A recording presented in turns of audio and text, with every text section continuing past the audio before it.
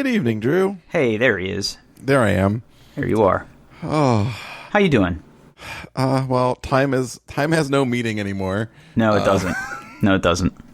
Yeah. How you doing?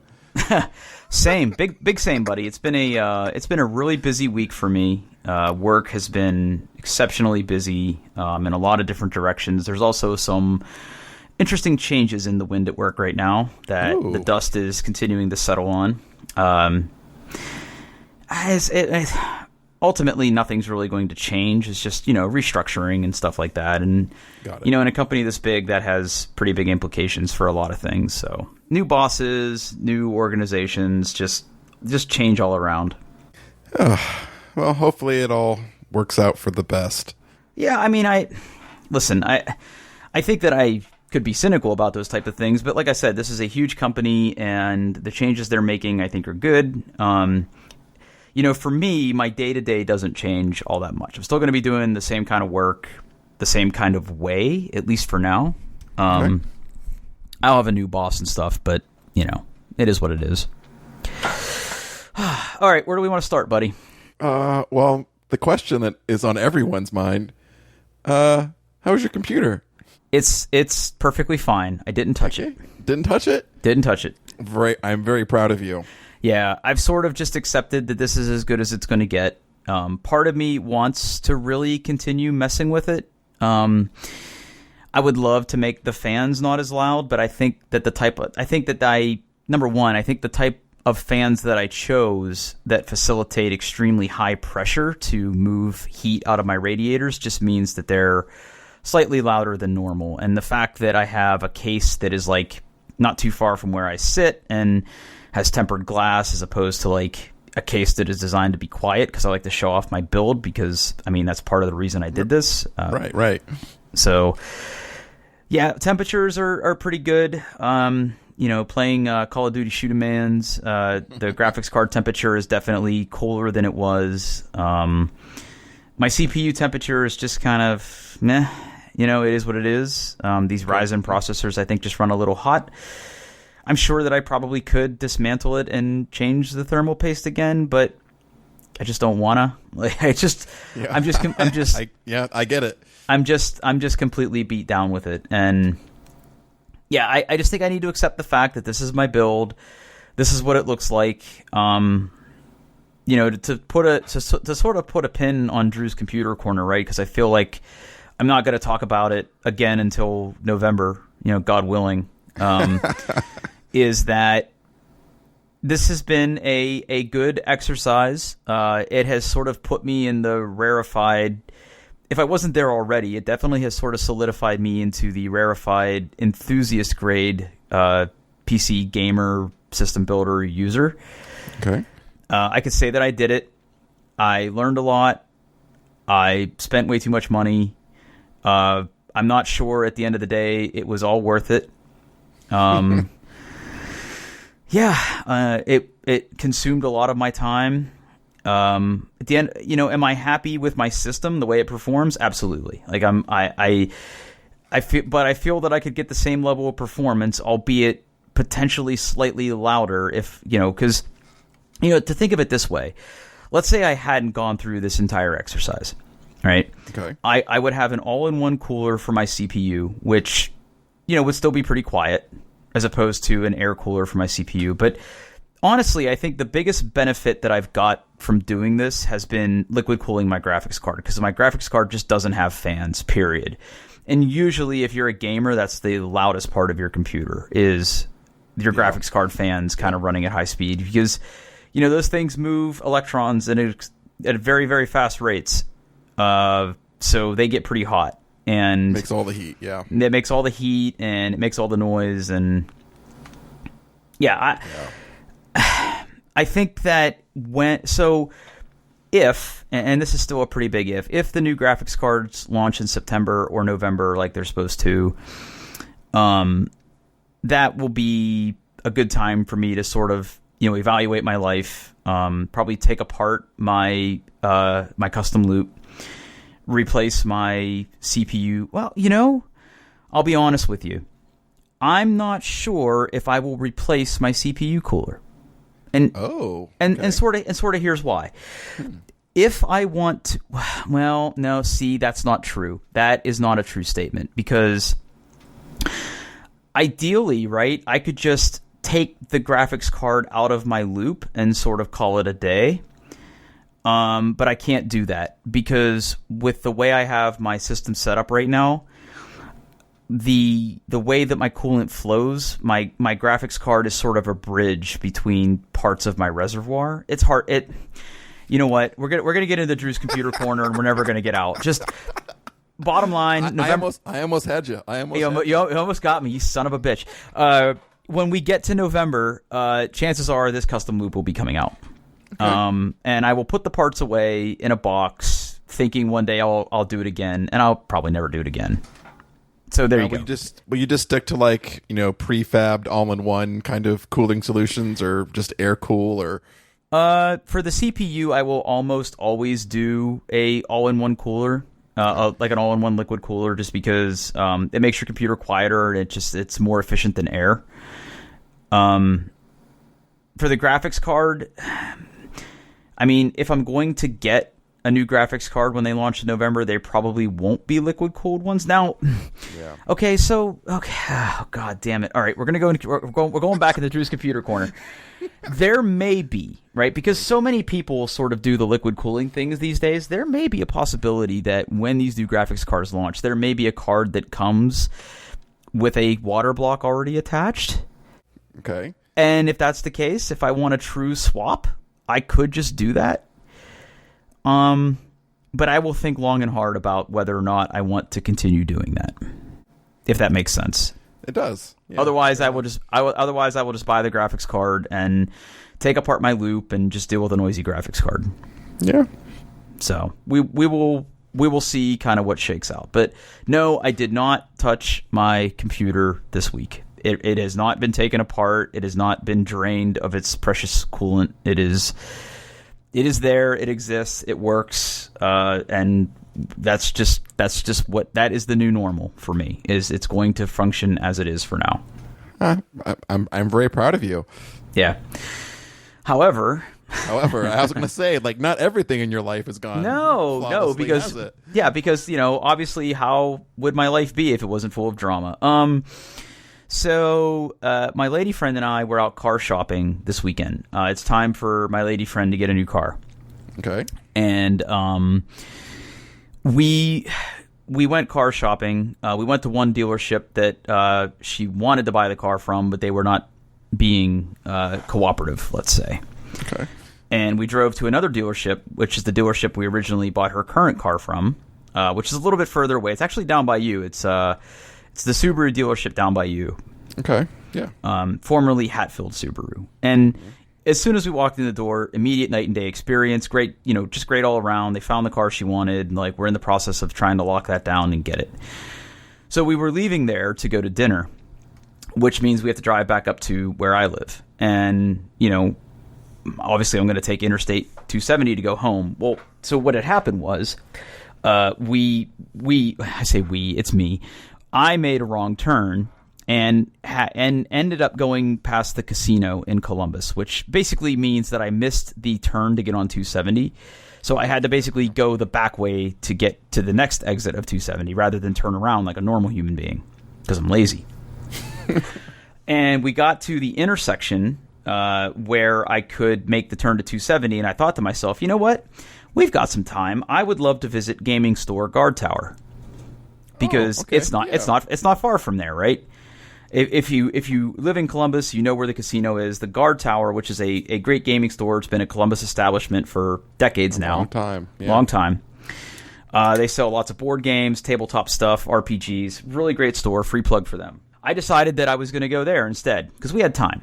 So I started driving towards there. Now, that necessitated me driving past the first job I ever had in Columbus on Philippi Road in Columbus. And that's a pretty industrial area of town. So there's a lot of truck traffic. Mm-hmm. So there is a railroad crossing between there and actually multiple railroad crossings between there and the Guard Tower. And we were coming down Philippi Road at not a very, very fast speed because the speed limit's only 45, and I typically don't speed. And there's a railroad crossing there. Now, because there's a lot of truck traffic on this road, that railroad crossing is like, the asphalt's kind of like buckled, you know what I mean? Because they all sort of slow down, and it kind of makes the asphalt kind of group up on the level crossing of the railroad track. And we came across it at about 40 miles an hour, and it sounded like I hit a really bad pothole. And as soon as like the bang happened, it actually startled the both of us with how loud it was. As soon as we got on the other side of that, it sounded like my tire went flat. And like, I was like, oh, as soon as I said, oh shit, my tire pressure monitor went from like 36 PSI to 0. Like, it was like, hey buddy, guess what? And I was like, I kind of know. Now you have run flats, right? Yeah, so I have run flats. And by the way, not my first rodeo here. I had previously blown a tire. Well, not blown a tire. I think I had hit like a nail or had a rip in my tire. And the first time it happened, I called roadside assistance, and they're like, dummy, you have run flats. Just drive it to the dealership. And so I pulled over to kind of like inspect the damage because I hit it hard enough that I thought, man, I really hope I didn't break a wheel, right? Because a long time ago, I had a Volkswagen Jetta. Yeah. A long time ago, I had a Volkswagen Jetta with like really low profile tires, and I actually cracked a rim, and that's just not a good time. So I pulled over, put on my blinkers, and I sort of inspected it, and the tire was obviously flat. But from the side of the road, it didn't look terrible. Now, as the crow flies, I was probably 12 to 15 miles from my dealership. Obviously, it was probably a little bit longer than that. It was probably 15 miles by the time I got the car back on the road and drove it. So I put my blinkers on, and my run flat tires are, you can go up to 50 miles on them with no pressure in them. So we just, I just took my time, I put my blinkers on, and I just drove kind of cautiously and slowly. And I noticed that as I was driving, like, the vibrations were getting worse, and I just thought that, I'm starting to wear down the run flat ability of my tires. So we get to my dealership shortly after 5 o'clock, which they close at 5, right? So like, I pulled into my dealership, I parked my car in their lot, I went over to the key drop, and like, I walked back to my car, and I noticed that like the entire sidewall of my tire was like gone. Like, it was completely ripped off. Wow. So I left my car there. On Saturday. And like, I filled out, they have like a box where you drop your keys and you fill out the form, like authorizing them to like work on your car and stuff. And like, whatever. I figured at least, so I was sort of doing arithmetic in my head the whole way there. Like, okay, this car has 26,000 miles on it. I'm probably going to need 2 tires, not 1, and they're expensive tires. And by the way, my service is also due. So like, I'm just like, there's like cash registers going off in my head, right? And oh, by the way, how much is this going to cost you? Pretty much, right? Yeah. We're getting there. And I thought to myself, best case, I'm going to be in for about $1,000 or so, just because the tires are expensive, and my service is a few $100s, so I figured about $1,000. But then, like, at dinner, I started thinking to myself, well, wait a second. What if my rim is bent, right? Like, what if my wheel is bent? I mean, listen, anything with a Mercedes logo on it, like, is not cheap, right? Like, even like the valve stems that have Mercedes like logos on them are like $80, right? So I thought to myself, so I was like, oh my God, I really hope I didn't break a wheel, because ordering a wheel from Mercedes is going to be like, just kill me, right? Like, I'll just trade my car in, like, I'll just throw it away. Like, I don't care. So I sort of like held my breath all weekend. So I get the call from them on Monday, and they're like, hey, just so you know, you didn't bend one wheel, you bent 2. No. So he said, obviously you must have hit something really catastrophic to basically blow out your entire sidewall. His exact words to me were, you actually drove this here? And I was like, And I was like, but sir, I have run flats. And he's like, yeah, but you had no sidewall. He's like, you're lucky you didn't like swerve off the road. He goes, for future reference, right? He's like, listen, he's talking to me like I'm a freaking like fifth grader, right? He's like, Yeah, if tone, he's saying it in that polite, but you're a jerk customer service tone, right? He's like, listen, run flats are great. Like if you get a nail in your tire and you lose pressure, when you like have half a tire, don't drive on them. Like, so I was like, well, did driving on it hurt my wheel? And he goes, it doesn't look like it. So he said, here's the deal. He said, whatever you hit bent your wheel. Okay. He said, but here's the good news. It's fixable. And your other wheel is fixable too. He goes, chances are like you hit something else with your other tire and it bent your wheel, but it didn't like hurt your tire. He goes, whatever you hit here completely messed your tire up, completely messed your wheel up. He's like, there's a company that we partner with that all they do is specialize in fixing wheels. And what they ended up doing was it was bent, right? But what they do is they basically put it on a machine to sort of like level it. And then they basically like tap it out. So they use like a hammer and like some kind of tool to basically like realign it. So they're basically like hammering it back into shape. And then they like sand it and they like stiffen it. Like apparently these are fixable. But I had to fix two of them. Now, I don't know how much a new wheel costs. I can speculate, but to get both wheels fixed, they were $150 each. So comparatively, okay, yeah. Okay, I sort of, it is what it is, right? And like this is kind of the cost of doing business of owning a car, right? Like stuff happens. Yeah, exactly. So I add in the other $300 to my total, and he said, okay, so here's the next thing I got to tell you. He goes, your car is completely out of alignment. He goes, whatever you hit knocked your car out of alignment. And I'm thinking to myself, is it really out of alignment? And he's like, because you're having this other service done, like we can give you a little bit of a break on getting it aligned. And I'm like, all right, whatever. So tack that on. All right. And like car alignments can either be like kind of cheap if you get them done at a tire shop. If you get them done at like a Mercedes garage, they're not as cheap. So I got a little bit of a break on that, but not much. And then he drops this one on me. He goes, oh, and by the way, your back rear brakes are completely worn down. I was like, what do you mean? He's like, well, he goes, your brake pads, when they run out of the like stuff that makes them brakes, they turn into plastic. And then there's a sensor in there that when you wear that down, your warning light's going to come on that you need back rear brakes. So he goes, you can do those now while we have your car on the rack, or you can wait. And I was like, how much are we talking about here? And he gave me a number, and I grabbed my chest.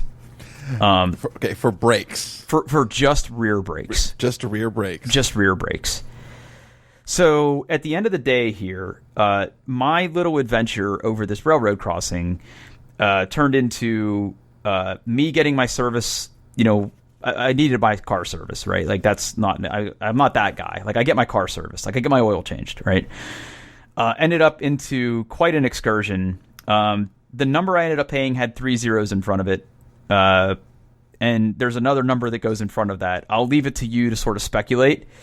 But it was way more than I sort of wanted to deal with. So yeah, you know what, Paul? We're not going to visit Drew's computer corner this week, but we are going to visit Drew's car corner this week. And just, I've been thinking about this. This leads me to an interesting topic. All right.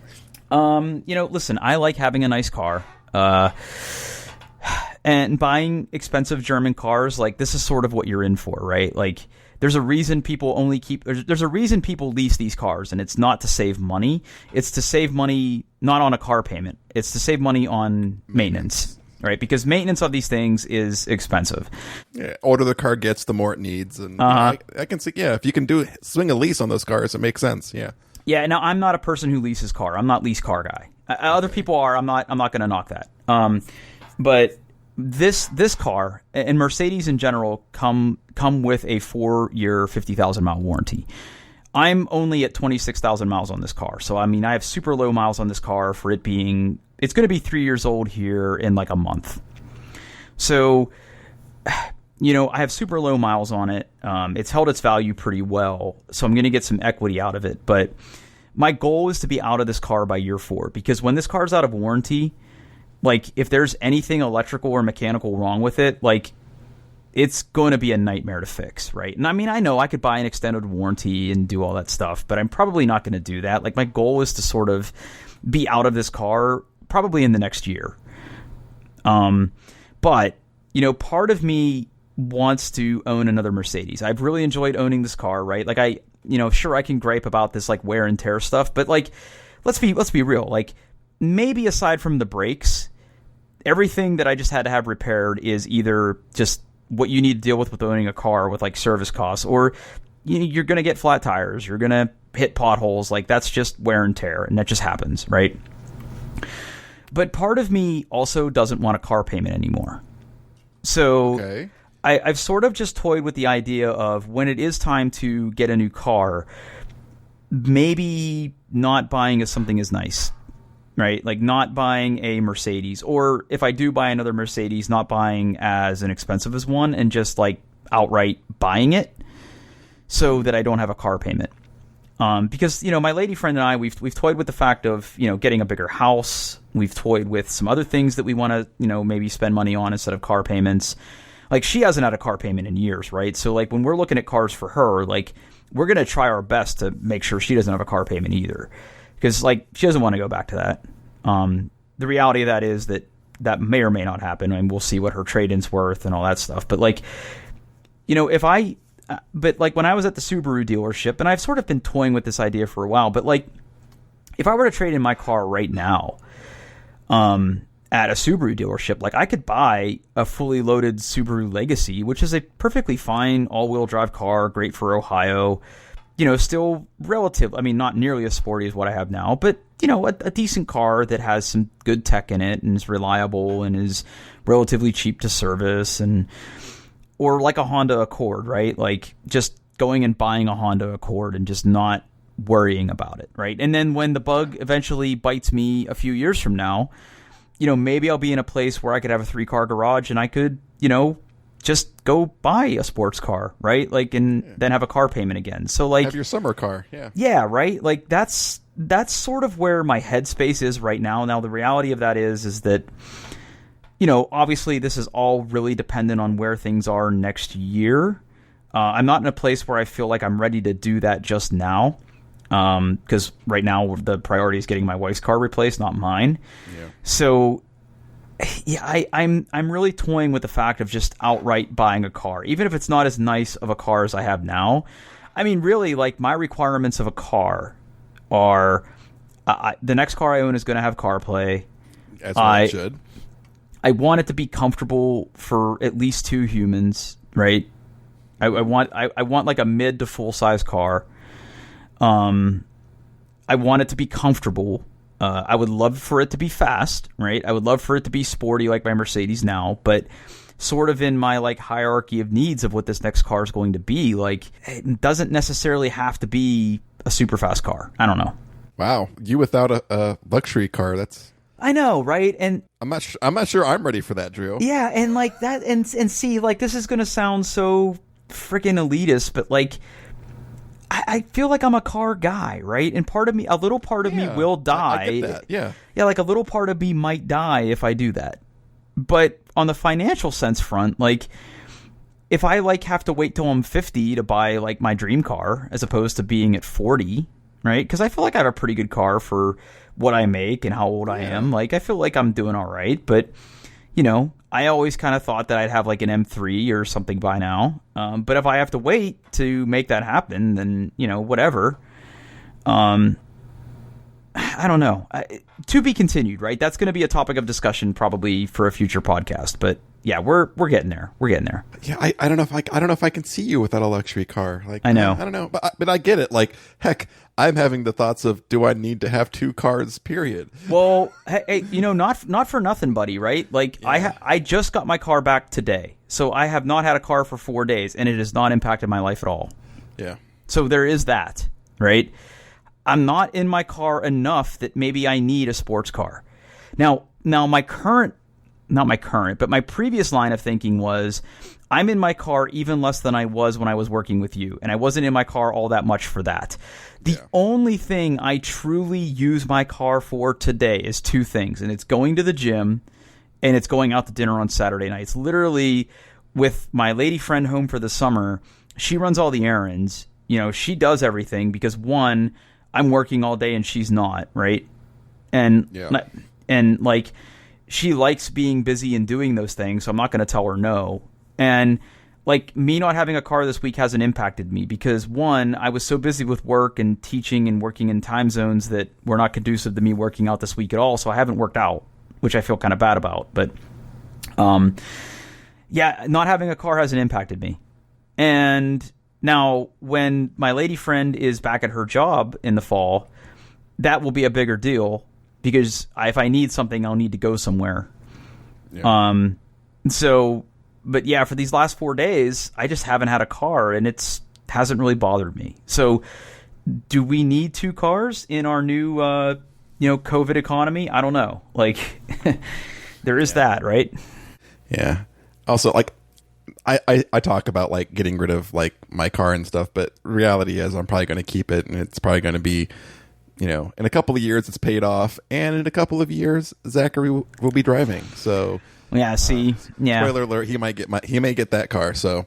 Oh, good job, Zach. And then Daddy gets a new car. So. There you go. Assuming that I actually need it and need to go somewhere, but.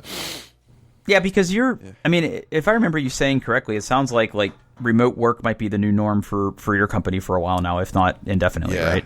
Yeah. I mean, at least through the COVID stuff, there's no urgency to go back to the office. And as part of this, we have a brand new flexible work arrangement where you can do remote work forever if you wanted.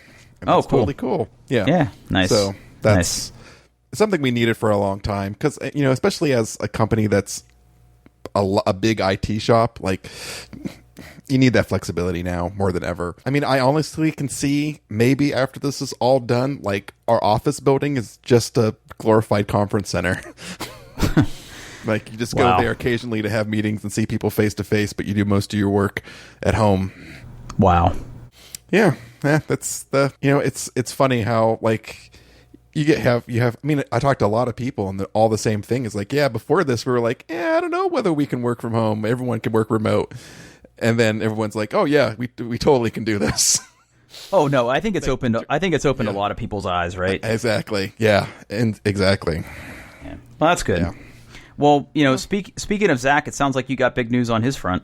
Yeah. It's a big day in the Baylor household.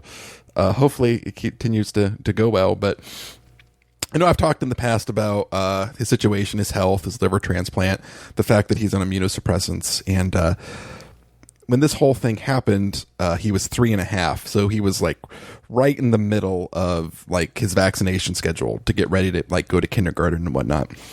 And when we got his transplant, the general rule of thought was any vaccine that contains a living virus, right, a live vaccine, is too high of a risk to give to him because there's a chance that he could, he could actually catch whatever was in the vaccine, right? So he never finished his like chicken pox and his MMR, which is like the mumps, measles, and rubella vaccine. Due to the ever marching progress of science, they've kind of changed their mind, and they've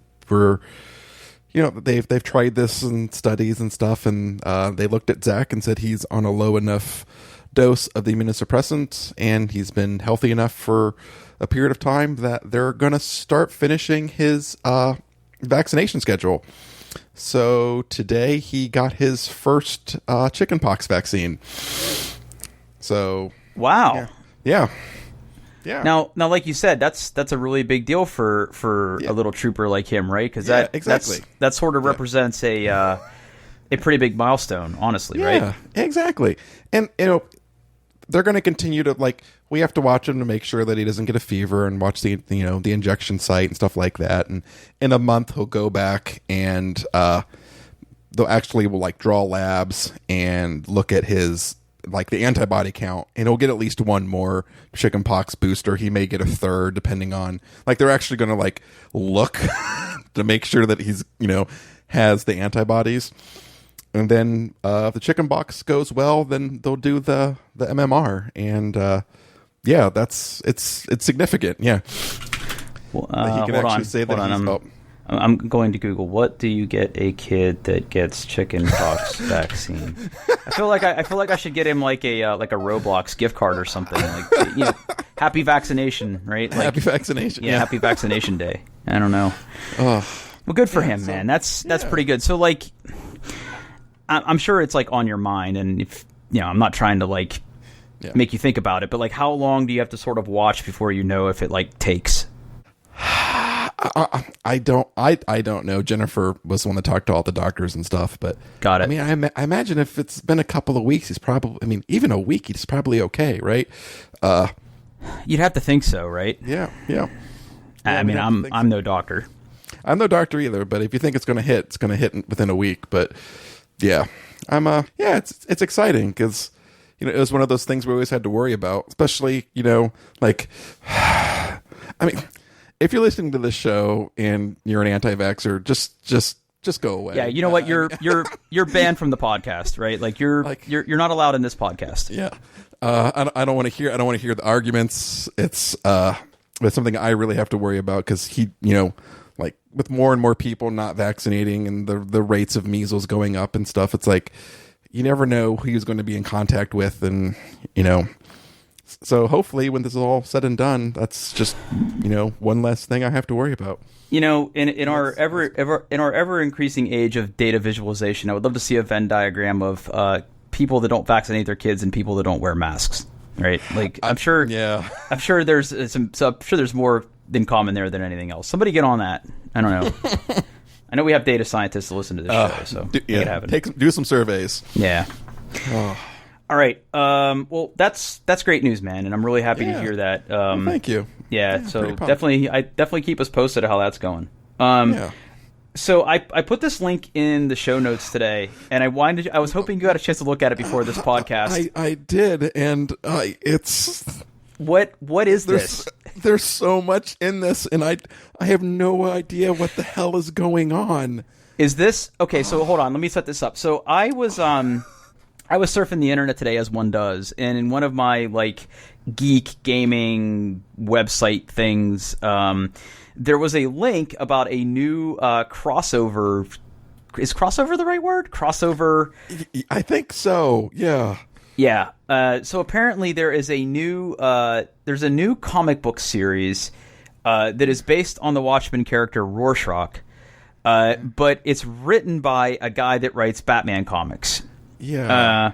And apparently this is a DC Comics Watchmen crossover. That's like all I know.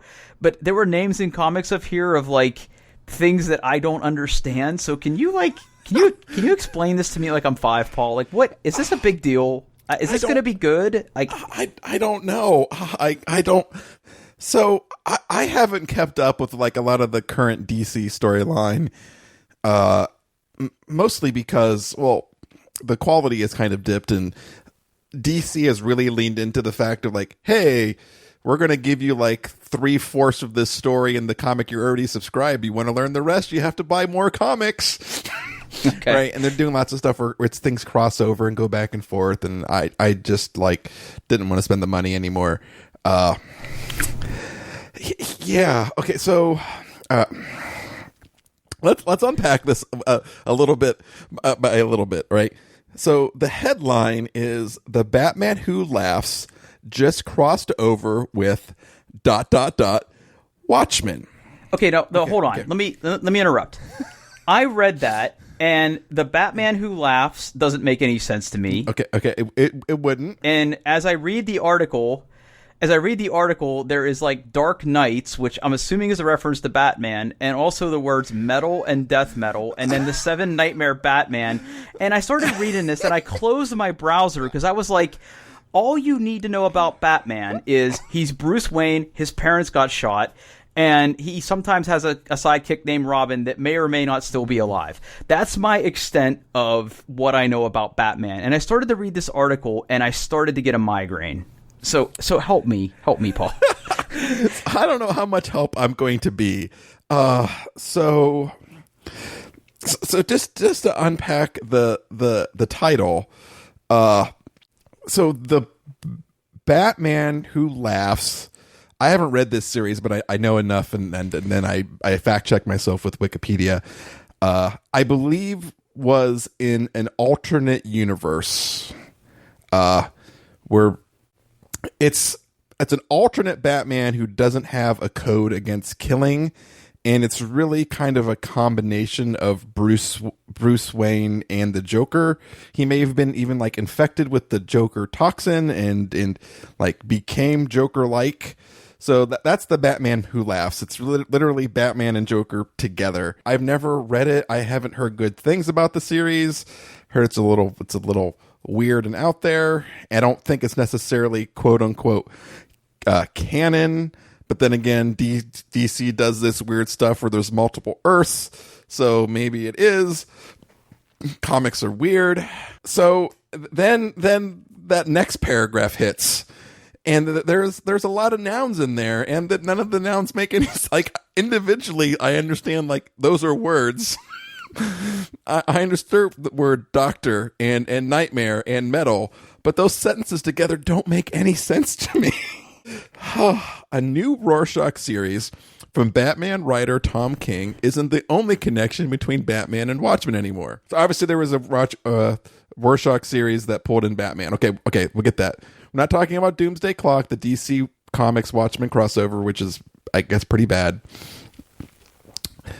Dark Knight's Death Metal, the even more gonzo sequel to the gonzo Dark Knight's Metal, has found its way to bring Dr. Manhattan into the conversation, and it all starts with the Nightmare Batmen, so plural.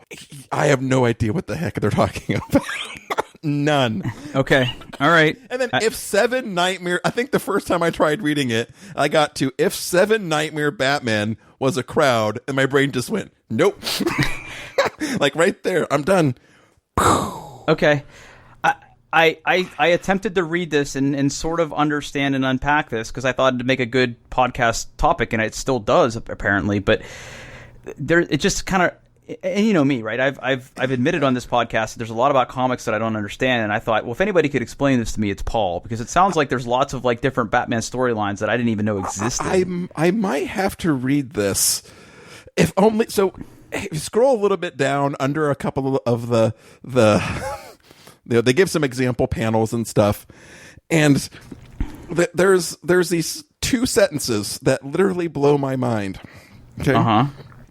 It starts, and the monster truck that Wonder Woman, Swamp Thing, and Wally West are riding around in, ? It's a Batman too.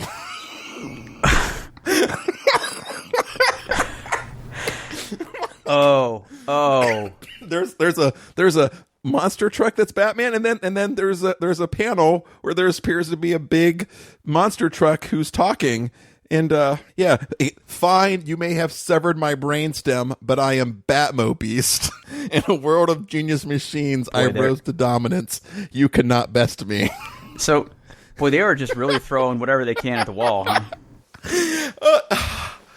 This has to be a train wreck, an absolute train wreck.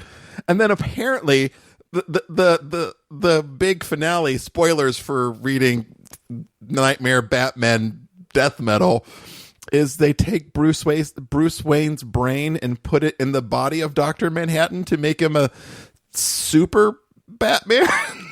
I don't understand. Yeah.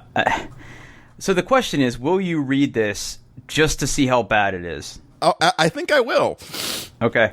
I'm curious about if I need to read Dark Knight's Metal before I read Dark Knight's Death Metal. Will these be available on your DC subscription? Ooh, hold on. I guess are any of these comics that they're referencing available on your DC subscription? I don't know. I mean, I'm not averse to spending money on things here, but let's take a look. Okay, again, this website is awful. How do I search? Let's just search for the word metal. See what comes up. TVs and movies storyline. Ooh, dark. So the Dark Knight's Metal.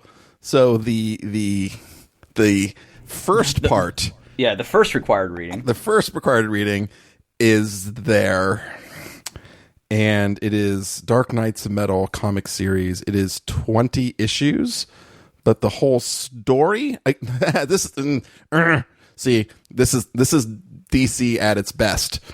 The Dark Knights Metal series is 20 issues, but the entire story is spread out in 25 issues that spawns like 1 to like 6 different comics. That doesn't make any sense. Yeah, they do that, like where there'll be a Superman story and it'll be going through, and then he'll team up with Wonder Woman, and then like 2 issues of that Wonder Woman series will tell a little bit more about the Superman story, then it will go back to Superman. Like they keep pulling in other like comics to get you to buy more and more things. Yeah, they're jerks, dirty jerks. Yeah, that doesn't sound cool at all, actually. No, it's yeah. All right. Well, if you decide to read that and it's as bad as you think it is, I would love for you to bring this back to us and sort of explain what's happening here. I will try reading, and I'll take some notes and see if I can explain to our dear listeners. We'll have a Dark Knight Metal story time corner. Yeah, I would love for you to try to come back and try to figure this out, because I just don't understand. Even this, so okay, so the summary, the 1-sentence summary they give to this storyline: Batman discovers a dark multiverse that lurks beneath his reality, connected by mysterious metals he's encountered in the past. I don't understand what that means. I don't understand what that means either. Oh. Wow. Yeah, that's bizarre. Wow. Yeah. Wow. Well, okay, that's going to go into the old Instapaper queue.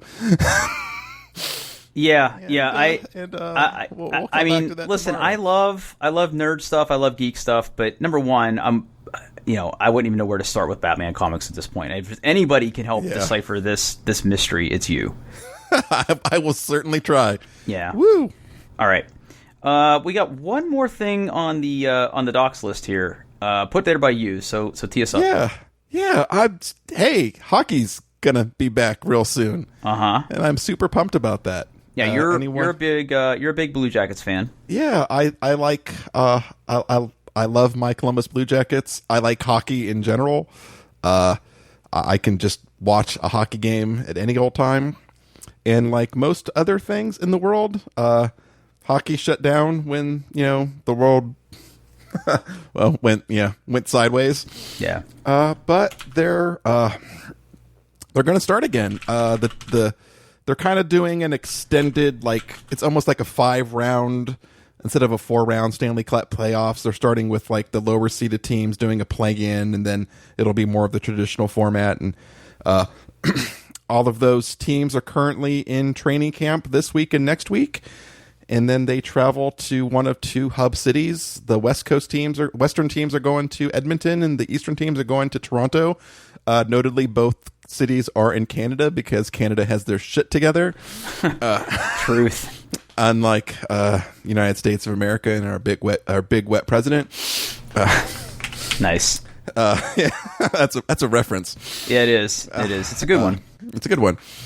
Yeah. So like in a couple of weeks, they'll be traveling into their respective like bubbles because they're trying to keep the athletes and staff isolated as much as possible. And come like, well, July 28th, there's the first exhibition games. Each team gets to play one exhibition game, and then come Saturday, August 1st, real hockey will be back. It's really weird thinking about hockey in summer, and I really feel bad for those poor people that have to take care of the ice. But hockey, it's back. I can watch hockey. Yeah, now, I guess, obviously you're gonna watch the hockey. You're not gonna be able to go to watch the hockeys in person. No. Right? What they are doing is